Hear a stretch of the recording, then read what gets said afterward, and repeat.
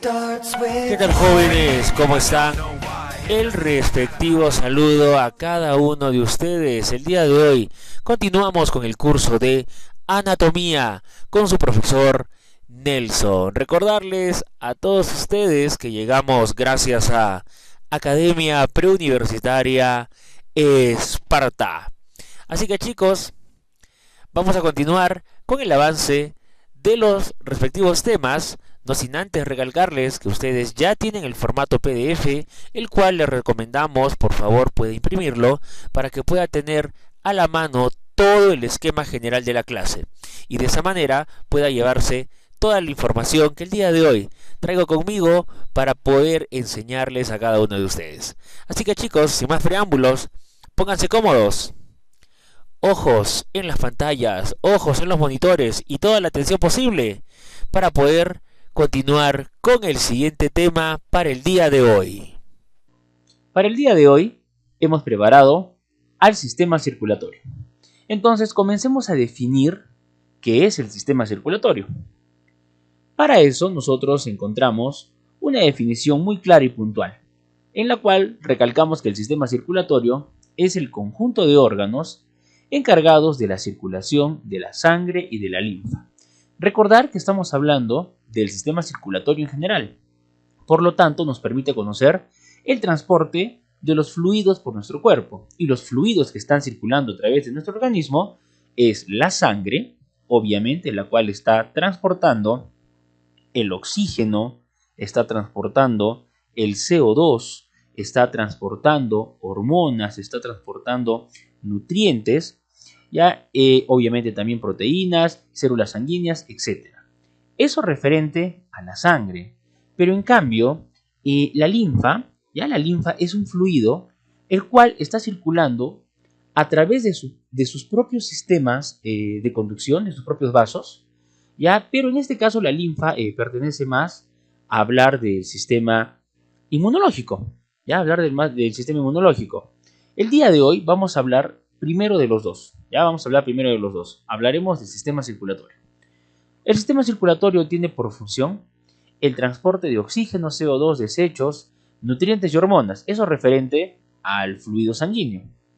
Pero en el caso de la linfa, ella va a representar funciones de defensa. ¿Por qué? Porque este fluido está transportando a elementos del sistema inmunológico, como anticuerpos y células fagocitarias. Ahora, el sistema circulatorio también se puede encargar de regular la temperatura corporal, eso exclusivamente en el caso de la sangre.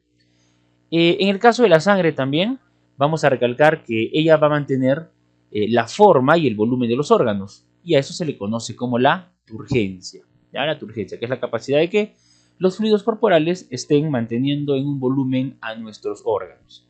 Y por último, el sistema circulatorio también se encarga del equilibrio osmótico, el control del agua, las sales, el pH, y eso va a regular nuestra homeostasis. Entonces, vamos a hablar el día de hoy específicamente solo de la circulación sanguínea. Y si hablamos de la circulación sanguínea, ojo, solo de la circulación sanguínea, no vamos a hablar de la circulación linfática, ya la hablaremos en sistema inmunológico. Si hablamos de la circulación sanguínea, eso implica hablar de los órganos que se van a encargar de conducir sangre y sobre todo bombear la sangre a nuestro cuerpo. Y si mencionamos solo ese conjunto de órganos, entonces tendremos que hablar del sistema cardiovascular. Si hablamos del sistema cardiovascular, comencemos a darle una definición clara y puntual. La definición que vamos a darle al sistema cardiovascular es la siguiente. El sistema cardiovascular es un conjunto de órganos que circulan el flujo sanguíneo. Estamos siendo mucho más específicos ahora.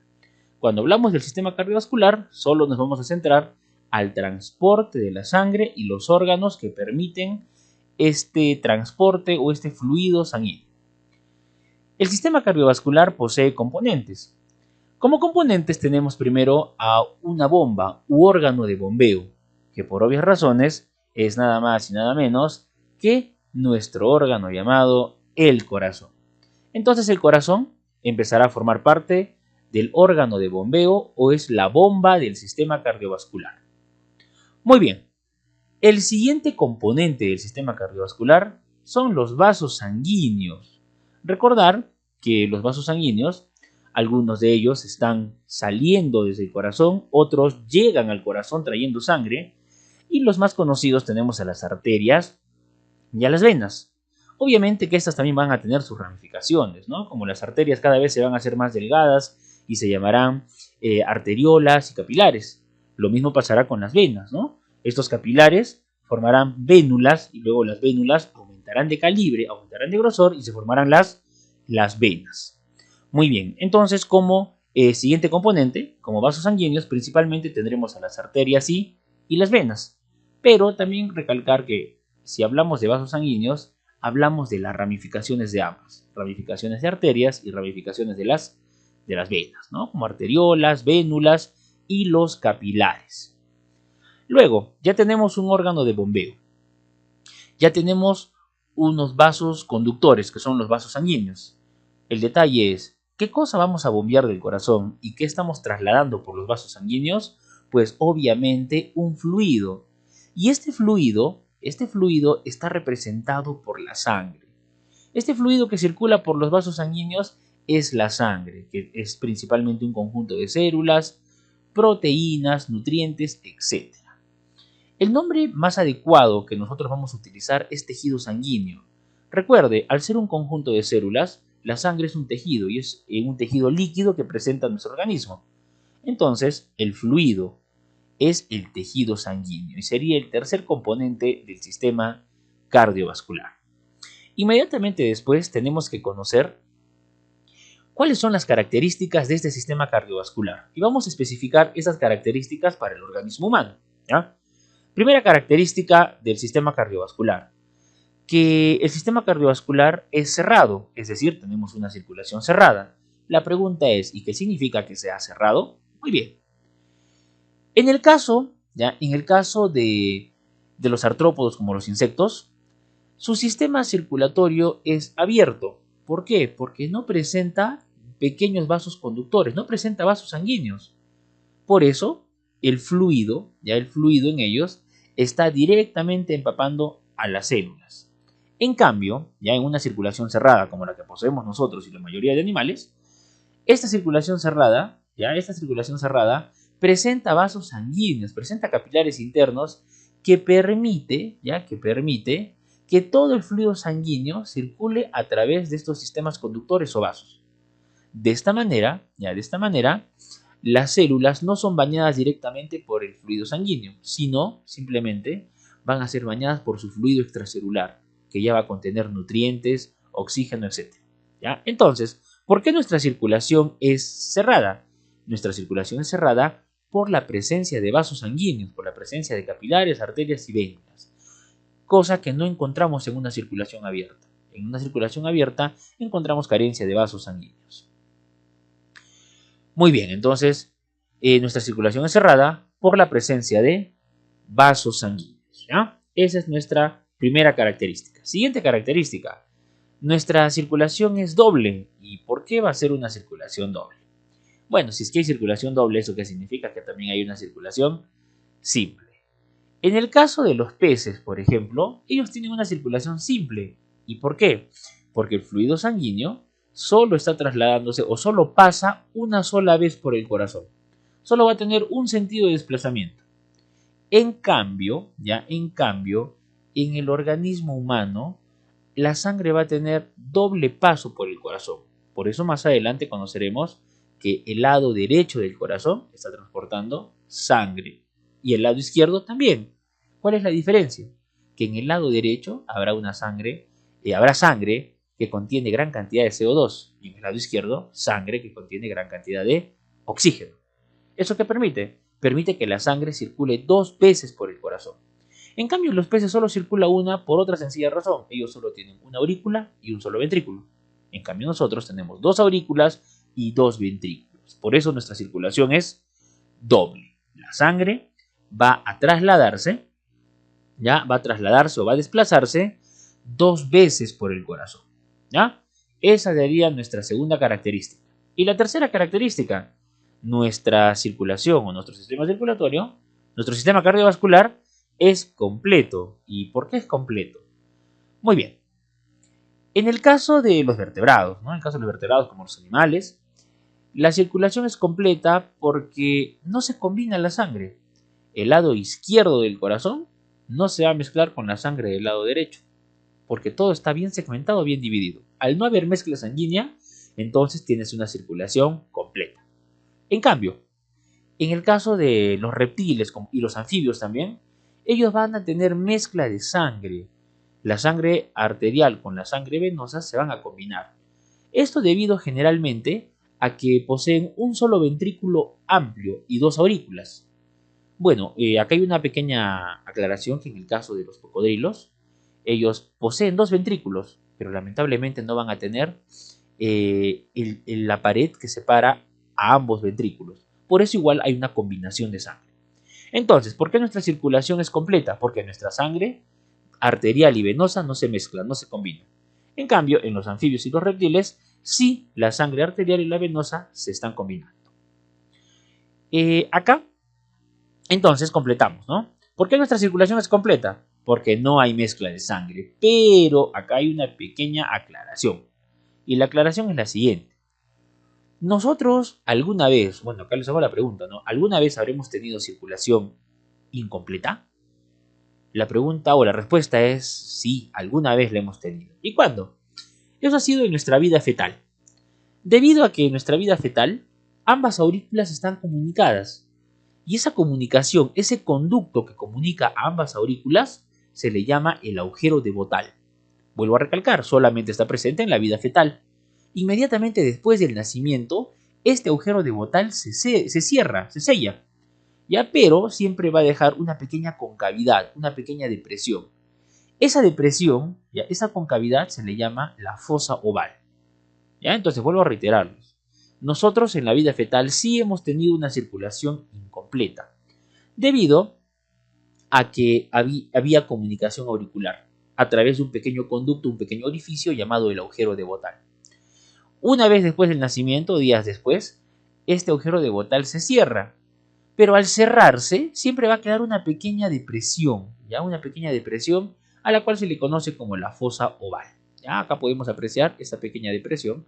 Ya está sellada, ya no hay comunicación auricular después del nacimiento, ¿ya? Y solamente esta pared sellada, que tiene una pequeña depresión, se llama la fosa oval. ¿Ya? Listo, esas serían todas las características que tiene el sistema cardiovascular humano. El día de hoy vamos a hablar de ese sistema cardiovascular humano y vamos a detallar uno a uno sus componentes. Empezaremos entonces detallando al órgano de bombeo, y el órgano de bombeo es nada más y nada menos que el corazón. Hablar del corazón significa hablar de un órgano muscular hueco. Ahora, ¿por qué un órgano muscular hueco? Porque el corazón está formado a través de una gruesa capa muscular y obviamente va a tener cavidades internas, las cuales ya hemos mencionado, como aurículas y ventrículos. Por eso es un órgano muscular hueco. Referente a su ubicación, esto es muy sencillo. La ubicación del corazón está entre ambos pulmones, pero nosotros ya hemos tocado este tema, el sistema respiratorio. ¿Y qué podemos recalcar? Que el espacio entre ambos pulmones se llama mediastino, pero este mediastino tiene características. Por ejemplo, en el caso de una vista anterior, mira, acá podemos ver anteriormente los dos pulmones, este espacio podemos dividirlo en dos. Tendríamos un mediastino superior y un mediastino inferior. Entonces, en estas dos porciones, ¿dónde estaría el corazón? Obviamente estaría en el mediastino inferior. Eso viéndolo desde una vista anterior. Pero si vemos de una vista lateral, igual, miren, ahí está ese espacio llamado mediastino. Pero nos damos cuenta que tiene tres divisiones. Vamos a tener una porción posterior, un mediastino posterior, un mediastino medio y un mediastino anterior. ¿En dónde está ubicado el corazón? En el mediastino medio. Por lo tanto, nosotros tenemos que juntar las dos ubicaciones. Y como resultado, nos quedaría que la ubicación del corazón está en el mediastino inferior medio. Muy bien. Recalcada la ubicación del mediastino, ahora pasaremos a conocer su forma. Al conocer su forma, nos vamos a dar cuenta que tiene una apariencia media triangular, pero como está en 3 dimensiones, en este caso no sería un triángulo, sería una forma cónica, una forma piramidal, pero siempre recalcándoles que es una forma cónica o piramidal invertida. ¿Por qué? Porque el vértice, ya, o la punta del corazón se dirige hacia abajo. Esa vendría a ser la forma del corazón, tiene una forma cónica o forma piramidal invertida. Luego, la orientación. La orientación es muy sencilla. ¿Por qué? Porque el corazón va a ir de arriba hacia abajo. ¿Ya? Ahí está, de arriba hacia abajo. Luego irá de derecha a izquierda. Por eso, debido a esta posición, el pulmón izquierdo es mucho más angosto. Y eso ya lo tocamos la clase pasada. El pulmón izquierdo es más angosto debido a la presencia del corazón, ya que se desplaza hacia la izquierda. Y por último, también va a dirigirse de atrás hacia adelante. Esa vendría a ser la orientación que tiene el corazón. Referente a su peso, el peso aproximado del corazón, ojo, el peso solo del corazón, ya sin sangre en el interior, ya sin sangre en sus aurículas y sin sangre en los ventrículos, aproximadamente es entre 250 y 300 gramos. La función del corazón es una función ya conocida, ya mencionada, es el órgano de bombeo. Referente a sus dimensiones, bueno, en las dimensiones vamos a tocar dos datos. Un primer dato, que es el dato que nosotros utilizamos, en el cual podemos mencionar que el corazón va a tener 12 centímetros de arriba hacia abajo, ¿ya? 12 centímetros de largo por 9 centímetros de ancho, es decir, de derecha a izquierda, ¿ya? Y 6 centímetros de espesor o grosor, o simplemente 6 centímetros de atrás hacia adelante. Esas vendrían a ser las dimensiones del corazón. Pero también tocamos estas otras dimensiones, 10 de alto, 10 de ancho y 7 de espesor. Estas dimensiones específicamente son las que instituye el CEPREUNSA, así que hay que tenerlas en cuenta, ¿ya? Se les recomienda siempre utilizar las medidas, ya los estándares internacionales, pero recordemos también estas medidas que propone el banco del temario CEPREUNSA, ¿ya? Se les recomienda utilizar las dos entonces. Muy bien, recalcadas las dimensiones, su función, peso y demás características, ahora comencemos a estudiar un poquito más acerca del corazón. ¿Y qué es lo que vamos a tratar de ver? Vamos a tratar de conocer las capas histológicas, es decir, los tejidos que podemos encontrar en este órgano llamado corazón. Para eso, miren, acá volvemos a apreciar, ¿ya? Volvemos a apreciar un corazón, ahí un corazón entero. Lo que vamos a hacer ahora es cortarlo. Ya vamos a cortarlo y vamos a sacar toda su porción anterior, ¿ya? Y si nosotros realizamos eso, vamos a tener un esquema algo similar, donde miren, si le sacamos toda la porción anterior, observaríamos las cavidades internas, como superiormente a las dos aurículas y acá a los dos ventrículos. Es un órgano hueco, ¿no? Lo que queremos conocer ahora es qué tejidos encontramos en el corazón. Para eso hacemos lo siguiente. Miren, nosotros vamos a extraer un pedacito, vamos a hacer un corte. Vamos a cortar este pedacito de la pared del corazón y vamos a conocer qué capas histológicas o qué tejidos encontramos. Así que para eso, vamos a la siguiente imagen. Muy bien, recalcamos, extraemos un pedacito del corazón, una parte de su pared, en cualquier sector. Y lo que vamos a encontrar es lo siguiente. Vamos a encontrar internamente, obviamente, usted sabe que es un órgano hueco, por lo tanto tiene un tapiz interno. Ese tapiz interno es la capa más interna que tiene el corazón y se le llama el endocardio. El endocardio es el tapiz interno del corazón. ¿Ya? Ese tapiz interno, ese revestimiento interno, es la capa llamada endocardio. Luego, encima del endocardio encontramos, o rodeando al endocardio, encontramos a una gruesa capa, y esta es una de las capas más gruesas que tiene el corazón. Esa es su capa muscular, llamada el miocardio, o la capa media del corazón. Este miocardio, esta capa muscular, es músculo estriado cardíaco, es un tipo especial de músculo estriado, y por eso se llama músculo estriado cardíaco, ¿ya? Este músculo estriado cardíaco, recalco, es la capa más gruesa que tiene el corazón, o también llamada la capa media. Ahora, rodeando al miocardio, o por encima del miocardio, nosotros vamos a encontrar a la capa más externa. Recapitulamos. Si la capa más interna era el endocardio. La capa media, el miocardio. ¿Quién es la capa externa? La capa externa es el pericardio, la capa periférica, la capa externa. Acá en el pericardio sí tenemos que ser un poquito específicos. ¿Por qué? Porque el pericardio va a tener dos subcapas, ¿ya? O dos componentes. Encontraremos una porción llamada el pericardio fibroso y otra porción llamada el pericardio seroso. Dicho sea de paso, quiero recordarles, el pericardio fibroso vendría a ser la capa más alejada, ¿ya? Vendría a ser la capa externa cardíaca, ¿ya? Y la podemos apreciar, miren acá la estoy señalando, este es el pericardio fibroso, pero también tenemos otro pericardio, que se llama el pericardio seroso. Este pericardio seroso tiene algo peculiar, tiene a su vez dos componentes. Un primer componente llamado la hoja parietal, que como ustedes pueden apreciar, esta hoja parietal está directamente adherida, directamente unida al pericardio fibroso. Luego encontramos que el pericardio seroso también tiene una hoja visceral, es decir, una capa más interna, que como podemos apreciar, esta capa interna llamada hoja visceral está directamente adheriéndose o pegándose al miocardio. ¿Ya? Ahora, algo que tenemos que recalcar es que la hoja visceral recibe otro nombre y se le llama epicardio. ¿Y por qué? Porque entre ambas hojas, hoja parietal y hoja visceral, hay una separación, ¿ya? Tenemos un espacio. Mira, este espacio separa la hoja parietal de la hoja visceral, dejando como la capa que directamente se encuentra pegada al miocardio a la hoja visceral.